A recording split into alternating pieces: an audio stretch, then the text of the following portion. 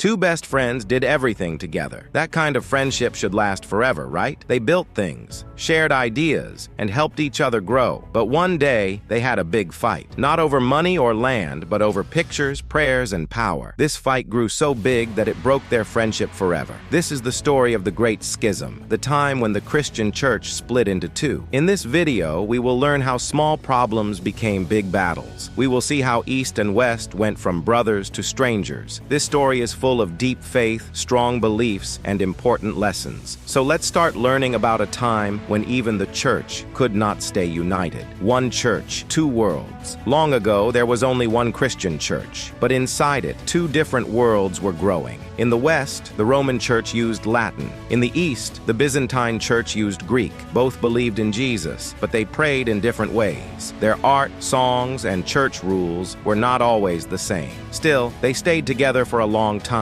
They shared the same faith, even if they lived far apart. But slowly, the small differences started to grow bigger. People began to feel more apart than together. At first, their hearts stayed close, but slowly, their paths moved away. Half of the church followed Rome, and the other half looked to Constantinople. The problem with pictures. A big problem came because of pictures. In the East, people used holy pictures called icons. These showed Jesus, Mary, and saints. People used them during prayer. They did not worship the pictures, but used them to feel close to God. In the West, some leaders said this was wrong. They thought it broke God's law. In the East, some rulers broke the icons and stopped people from using them. Many people cried and were angry. The Pope in the West said the icons were good and should stay. This made both sides upset. A simple prayer turned into a painful argument. The love between them started to break. A once peaceful practice turned into a sharp reason for division. Who's the boss? Another big fight was about power. The Pope in Rome said he was the main leader of all Christians, but the Patriarch in the East said they were equal. He did not want to follow the Pope. This made both men angry. The Pope had kings to support him. The Patriarch had the Emperor of the East. It was like having two leaders giving different orders. No one wanted to step back. They both wanted to guide the church, but could not walk side by side. The church could not walk in one direction. This power fight pulled the East and West further apart. Tiny changes, big trouble. Small changes also made big problems. In the West, a prayer called the Nicene Creed was changed. A line was added about the Holy Spirit. The East said, "You cannot change something we all agreed on." The West said, "We think it is right." This small line hurt the East very deeply. It felt like they were not being respected. People started to trust each other less. Every small action made the other side more upset. The wound started as a word but grew into silence. A small sentence turned into a heavy stone.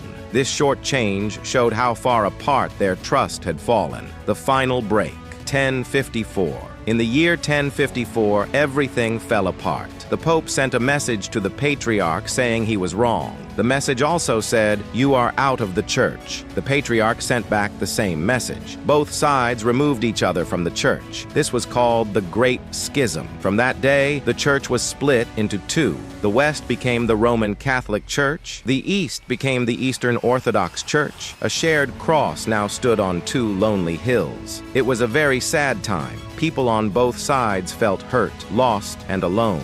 1,000 years of unity ended with a few angry words. Life after the split. After 1054, both churches walked on different roads. The West followed the Pope and the Catholic way. The East followed the Patriarch and the Orthodox way. They had different rules, prayers, and church days. The West used statues. The East used icons. The West spoke Latin. The East spoke Greek. Even how they took bread and wine was not the same. They still shared the same faith, but not the same path. They both still followed Jesus, but they stopped talking. They lived like two families who once lived together, but now kept their doors closed. Crusades and broken trust. Later, things got worse during the Crusades. These were wars led by Western Christians to take back holy places. But in one crusade, Western soldiers attacked Constantinople, the heart of the Eastern Church. They stole gold, broke churches, and hurt people. Even Christians were not safe. The East was shocked. They asked, "How can you do this to your own brothers?" The pain was deep. The trust was broken. The Eastern Church could not forget this. A war meant for outsiders became a wound inside the family. After this, the friendship was hard to fix. The role of culture and language also pulled the two churches apart. The West used Latin. The East used Greek.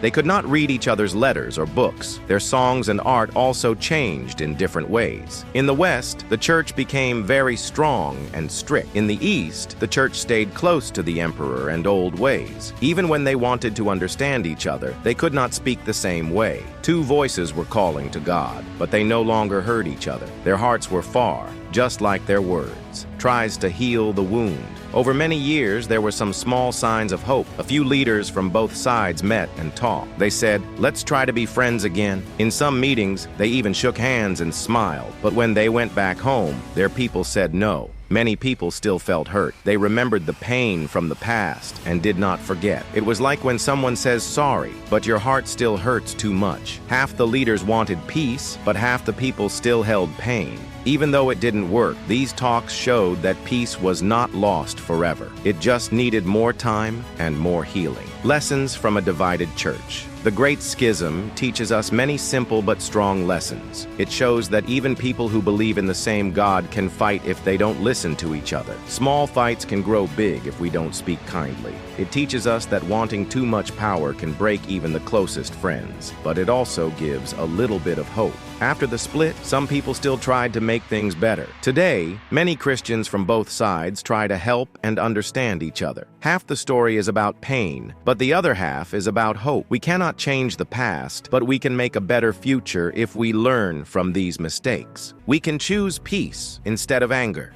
We can choose listening instead of yelling. We can choose love instead of fear. We can build a kinder world by learning from the past. Hope in every handshake. The Great Schism caused deep pain and a long silence between the Eastern and Western churches. For many years, they walked different roads and did not speak to each other. But today, something new is starting to happen. In different parts of the world, Christians from both sides are slowly coming together. They sing songs, share meals, help the poor, and pray for peace, side by side. They are learning that even if their ways of worship are not the same, their hearts still believe in the same love and truth. Church leaders are meeting, shaking hands, and talking kindly. These moments may look small, but they are full of meaning. Each handshake is like a tiny seed of peace. Each smile is like a small light in the dark. It shows the world that friendship can return even after a long fight. With every kind step, they are building a new path of understanding and respect. This is how healing begins, slowly, gently, and with love. Can they ever be friends again? Even though the two churches split a very long time ago, many people still dream that one day they can be friends again. Both the Eastern and Western churches still believe in Jesus. They still read the Bible, pray to the same God, and teach love and kindness. That means they have more in common than they have differences. In recent years, some church leaders from both sides have started meeting. They talk, share meals, smile, and show respect to each other. These small moments are very important. They show that peace is possible. Forgiveness takes time, but it can happen. If both sides keep talking and listening with open hearts, the road to friendship can grow stronger. One step at a time, they can build trust again. Even after a long fight, peace can come back. All it takes is care, patience, and the will to try again. Still wondering how something as peaceful as faith led to such a deep divide? Then today is a great day to think and share. If this story helped you understand history better, give this video a like and subscribe for more simple and true stories. Share this with a friend who loves learning about faith in the past. And remember, no matter how different we are, talking kindly and listening with respect can keep us together. Even the biggest walls can fall with small steps. Start today, and maybe one day, old wounds can finally heal.